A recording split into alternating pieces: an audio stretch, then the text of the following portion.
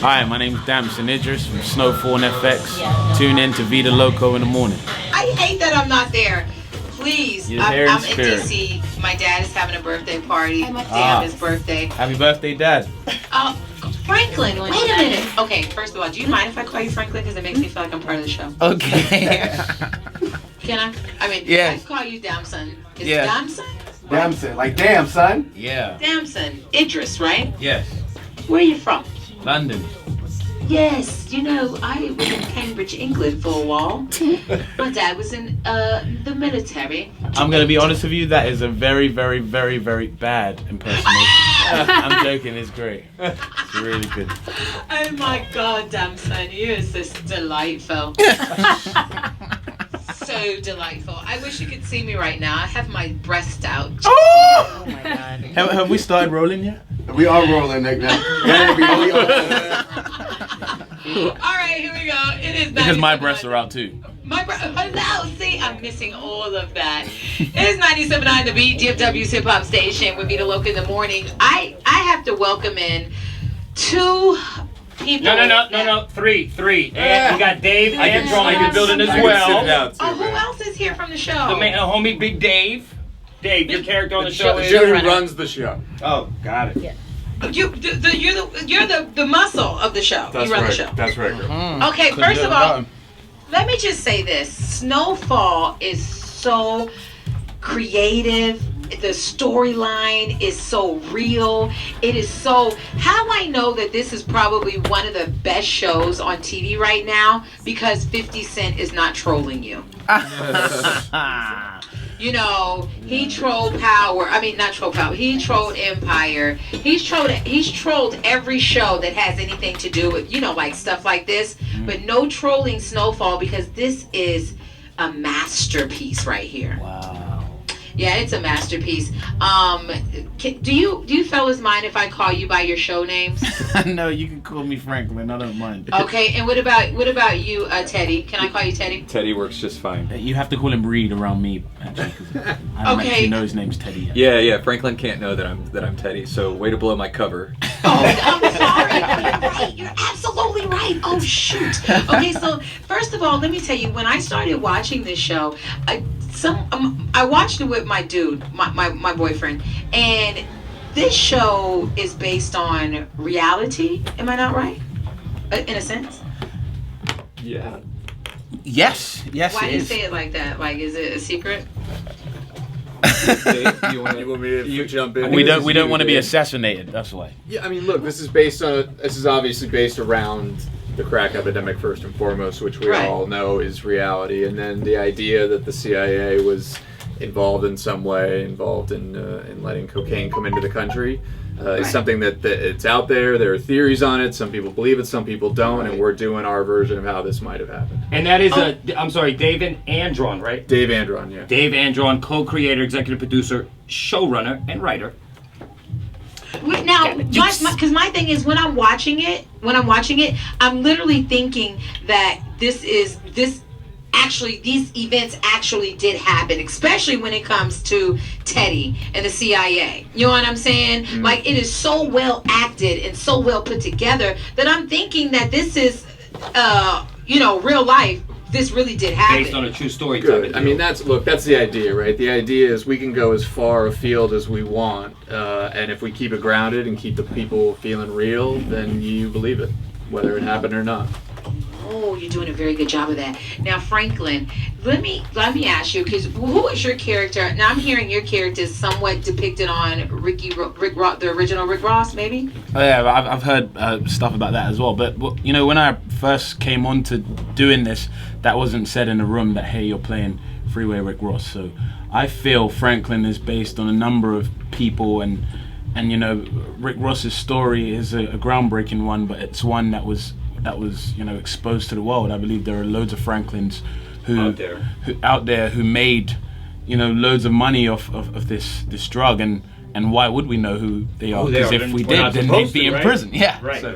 So So you're like a blend of a lot of stories, a lot of street hustlers kind of blended into your story. Exactly, and it's really important for me with Franklin that he isn't someone who wants to be a gangster, who got into selling drugs to be a gangster. You know, he's just a normal guy who saw cocaine as an opportunity to change his situation, like many people in the 80s did.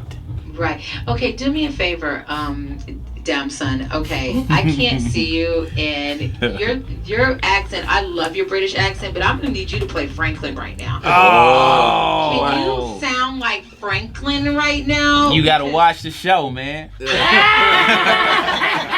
it is.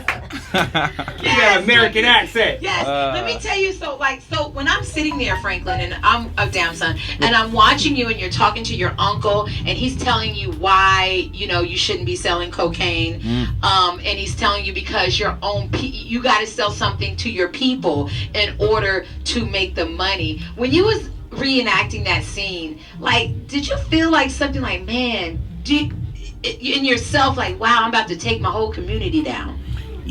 Well, Damson knew that because I know what 2018 is, and I know if you could walk down Skid Row, you could see, exactly what this cocaine epidemic and crack cocaine epidemic has done to people in our community.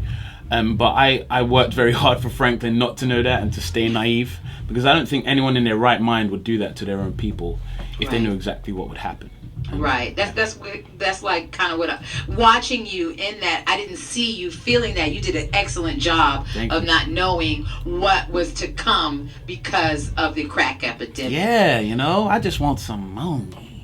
Yeah, and that's what you was getting, the money. I mean, and let me tell you this also. I thought, what was the length of time between season 1 and 2? Why was it so lengthy? I mean, I've been yearning for this forever.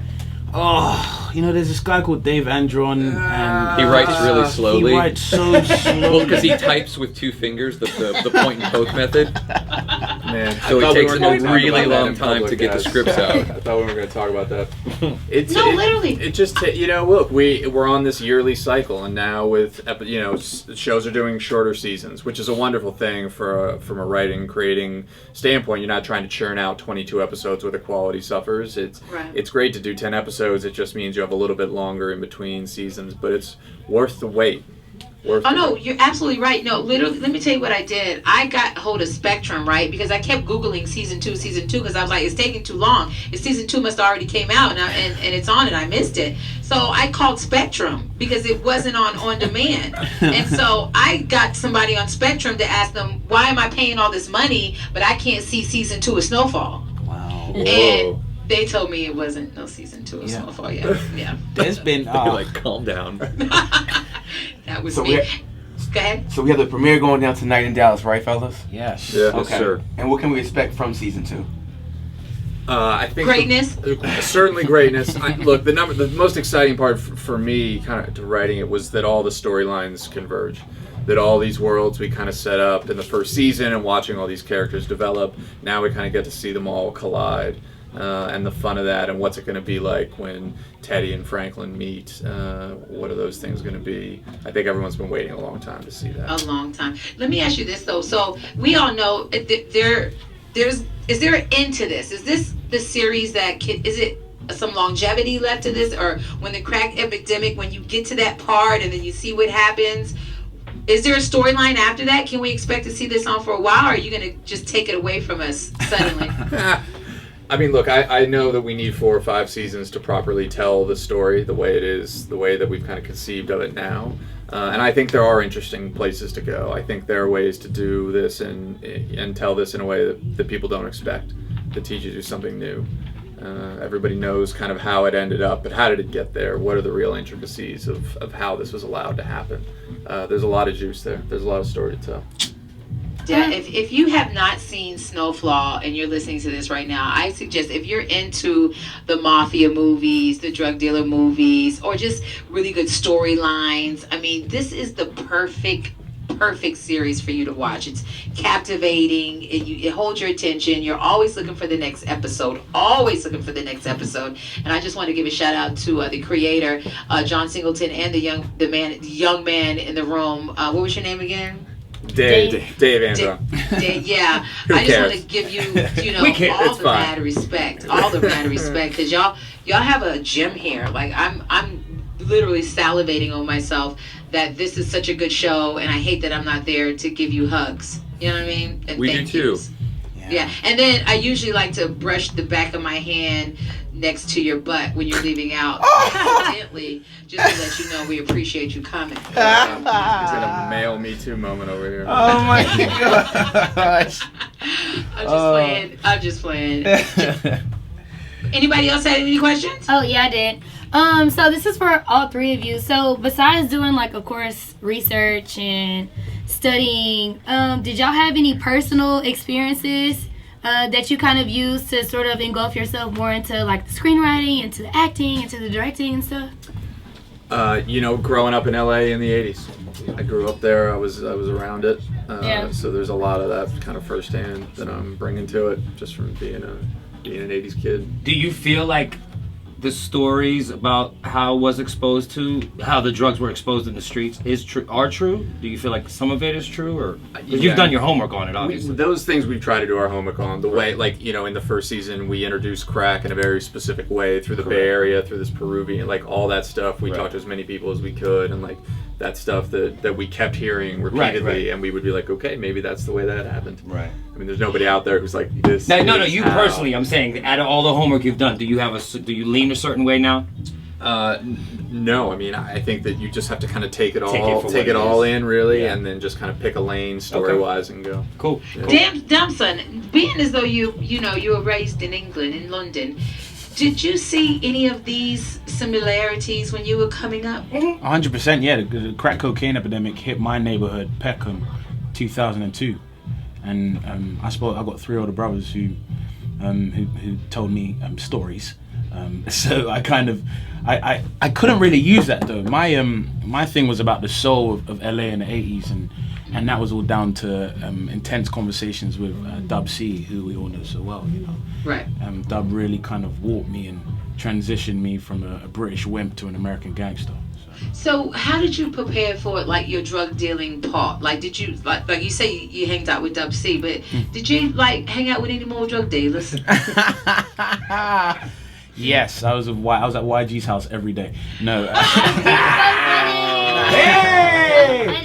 Who's that? I'm saying that so loud, don't come after me. No, I'm playing. I literally just watched every documentary in the world, and my favorite movie in the world is American Gangster. So Denzel's Frank Lucas was a huge inspiration for me playing this part.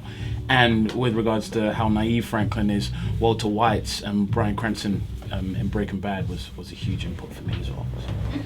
Okay, that's cool. And y'all are doing the premiere. It premieres tonight on FX. And you're having a premiere party here in the city? So we actually premiere July 19th, I believe, which is Thursday night, a week from tonight. But we're kind of doing screenings around the country to get people excited and kind of get to interact with the fans. So we're doing a special premiere tonight in Dallas a week early, so people get to come out, get a look at the first episode, and start letting the world know how we were in how on fire Atlanta that 2 shit days is. ago.